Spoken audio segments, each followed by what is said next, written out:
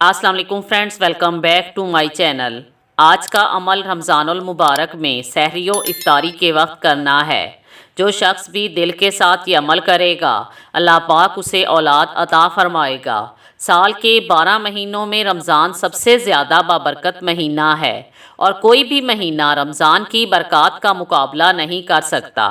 हज़रत मोहम्मद सल्लल्लाहु अलैहि वसल्लम ने फरमाया, अगर बंदे को मालूम होता कि रमज़ान का महीना क्या है और ये किन बरकतों और रहमतों का महीना है, तो वो ख्वाहिश करता कि पूरा साल ही रमज़ान होता।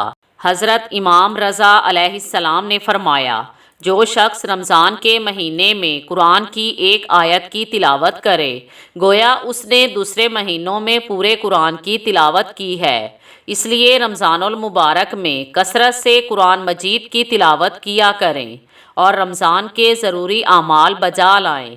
कितनी दुआएं कबूलियत के दर्जे तक नहीं पहुंच पाती, कितनी नमाजें नमाज गुजार के मुंह पर मार दी जाएंगी, कितने आमाल ऐसे हैं जो कबूल नहीं होते।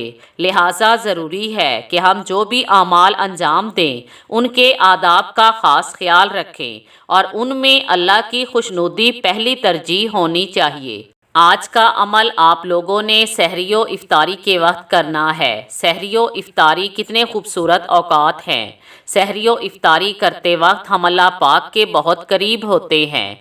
ये वक्त इतना प्यारा होता है कि जैसे जन्नत से ठंडी और ख़ूबसूरत हवा आ रही होती है।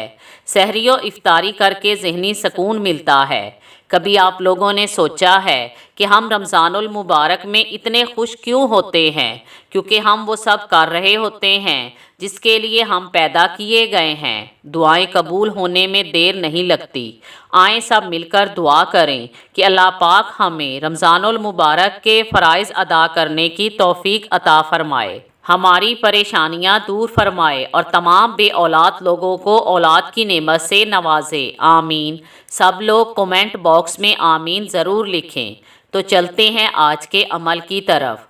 इसके लिए सहरी व इफ्तारी में पहले 3 मरतबा सूरह मुज़म्मिल पढ़ें और एक तस्बीह यानी 100 मरतबा रब्बे हबली मिल्ला दुन का ज़ुरियतन तय्यबतन इन्ना का समीउद दुआ। अव्वलो आखिर 5 मरतबा दरूद पाक पढ़ें और औलाद के हसूल के लिए दुआ मांगें। Thanks for watching.